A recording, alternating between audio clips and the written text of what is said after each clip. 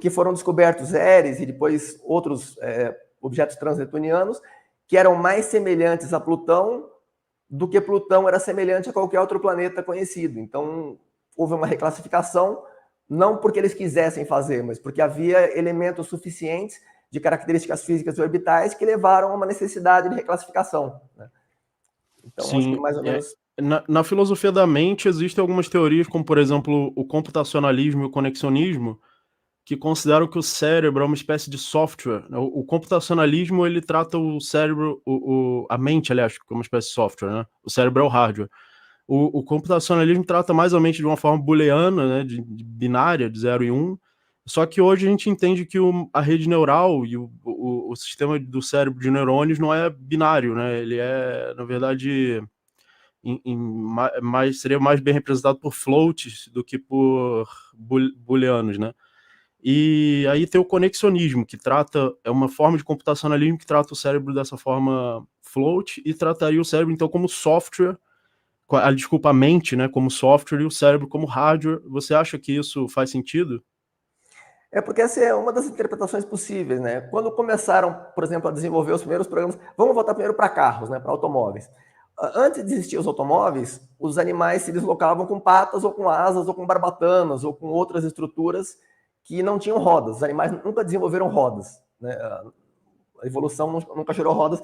Porém, o que se verificou é que com rodas se consegue alcançar uma velocidade muito superior à de um guepardo ou de uma gaivota, né? Com hélices, nunca desenvolveram hélices, desenvolveram asas, mas asas que se moviam, e não asas que usavam o princípio de Bernoulli para se manter. Era completamente diferente, né? A maneira como os animais se deslocam, tanto na água, quanto no ar, quanto caminhando pelo solo.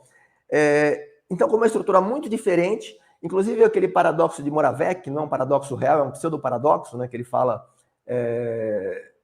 a base, na verdade, porque quando você tem uma estrutura como as patas, elas são úteis para terrenos acidentados que as rodas não seriam úteis, né? Você não consegue caminhar numa montanha e num terreno com vários buracos e uma topografia toda irregular. As rodas não seriam úteis para esse tipo de terreno. A partir do momento que você pavimenta o solo, você desenvolve uma tecnologia que você consegue tornar mais plano, né, ou mais próximo de uma superfície plana, as rodas passam a ser mais úteis e passam a possibilitar uma performance que não era possível com as patas. Uma performance muito superior. O Bugatti Chiron corre 420, 430 km por hora. Um Guepardo corre 110. Né? Então... Eu faria uma analogia disso com o sistema límbico, né? Nós temos esse sistema límbico que faz com que o ser humano seja ansioso, raivoso, e ele é meio que feito para lidar com um ambiente turbulento, né? Assim como a gente não pode ter rodas, o aprendizado é como se fosse algo já mais refinado, né? Do cérebro humano, né? Eu acho que o sistema límbico, até o momento, ele continua sendo útil, mas eu não sei se no futuro ele vai continuar sendo uma vantagem competitiva, né? No nosso estágio atual, acho que ele ainda continua sendo. Mas talvez em questão de poucos séculos... Oi? É que acontece o seguinte, né? A civilização hoje, ela evolui numa velocidade que a biologia não consegue acompanhar, né? Então a nossa biologia está atrasada, né? Está desatualizada. Essa questão da velocidade de evolução é um outro problema, porque eu não sei se vai ser possível manter esse ritmo. A lei de Moore, por exemplo, ela tem várias falhas. Uma delas é com relação à produção de energia necessária para continuar o desenvolvimento tecnológico. A não ser que se desenvolva novas técnicas de produção de energia superiores à fusão nuclear e aproveitamento da energia solar, eu acho que não porque vamos supor que construísse uma esfera de Dyson, né? Aquela esfera de Dyson que você coleta a luz em volta do Sol e tal.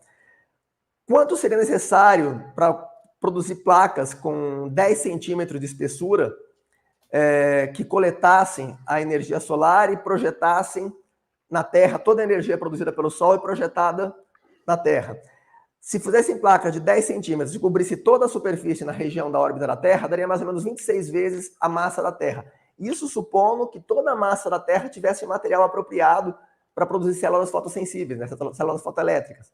Então, quer dizer, não é possível, não é fisicamente possível, pelo menos pelo conhecimento que se tem atualmente, usar toda a massa da Terra... Converter a própria energia do Sol em átomos e fazer essas placas se autorreproduzirem e usarem essa matéria convertida, né?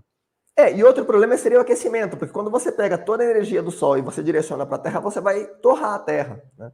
Porque seria o equivalente a você ter várias lentes apontando toda a energia que está distribuída Ela na teria que região. dispersar em infravermelho de volta para essa energia de calor, teria que se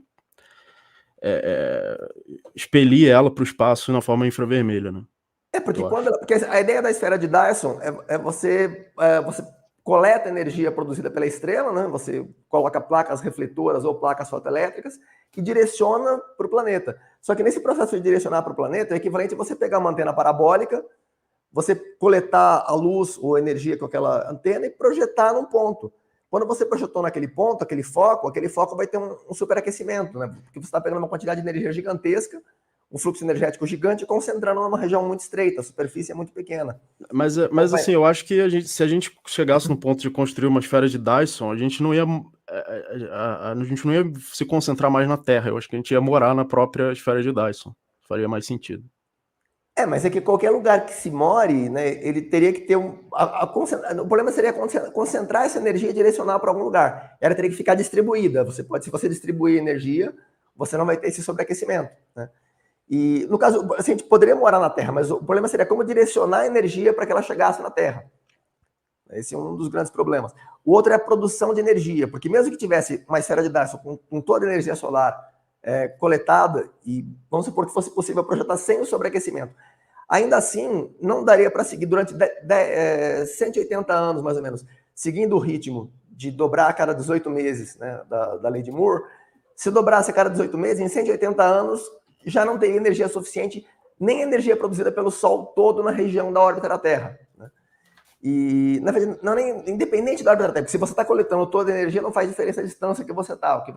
O que vai fazer diferença é a quantidade de material que você vai precisar para fazer a coleta, né? Mas a distância vai ser indiferente da esfera de Dyson, né? Tem um filme em que as pessoas se encolhem, porque existe esse problema da escassez de energia, e aí eles descobrem um jeito de encolher as pessoas para elas ficarem bem pequenas, então, e aí elas gastam muito menos energia, o dinheiro delas passa a comprar, digamos, agora a gente gasta, uma pessoa que gasta 5 mil por mês para se manter, ela gastaria 5 reais por mês para se manter, se ela tivesse um tamanho microscópico.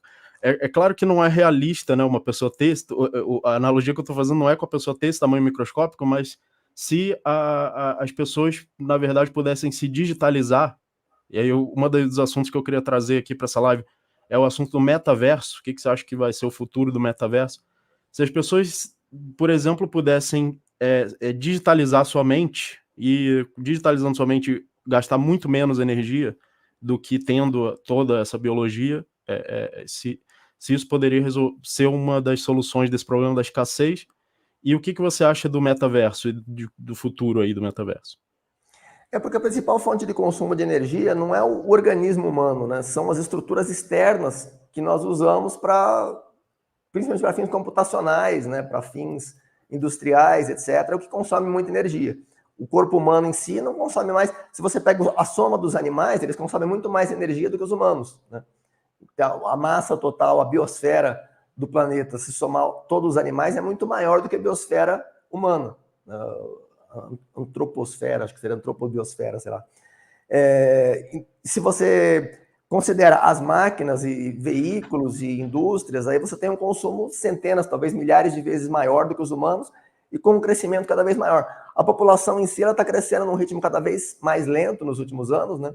A população tem sofrido uma redução no ritmo de crescimento, mas a produção de energia continua crescendo muito rápido, né? A produção e a demanda por essa produção.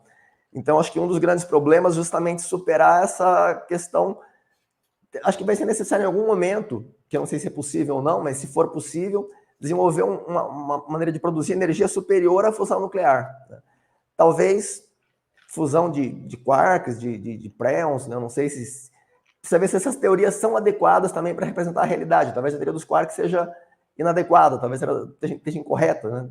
Talvez nem seja um modelo apropriado. Mas os próximos modelos que possam ser adotados, modelos padrões para representar as partículas e representar os componentes fundamentais da matéria, e que estejam associados, porque a fusão nuclear você precisa de uma energia muito grande para começar a produzir, né? Temperatura inicial muito grande, acho que 500 mil a 1 milhão de Kelvin no mínimo para começar a produzir fusão nuclear. Tem algumas tentativas de produzir fusão a frio, mas parece que até agora todas foram alarmes falsos, né? Não houve nenhuma que foi bem sucedida até o momento. E não se conhece, até onde eu saiba, nenhum outro processo mais eficaz de produção de energia do que a fusão nuclear, né? Então, precisaria de... Oi? O que você acha dessa necessidade da física unificar a relatividade com a mecânica quântica? Você já chegou a pensar sobre esse assunto? Eu não sei se é bem uma necessidade. O Newton da Costa está fazendo pesquisa sobre isso já há algum tempo, mas também não sei se é promissor. O caminho que ele está tentando é principalmente de não tentar unificar e sim tentar trabalhar com o sistema de assistência.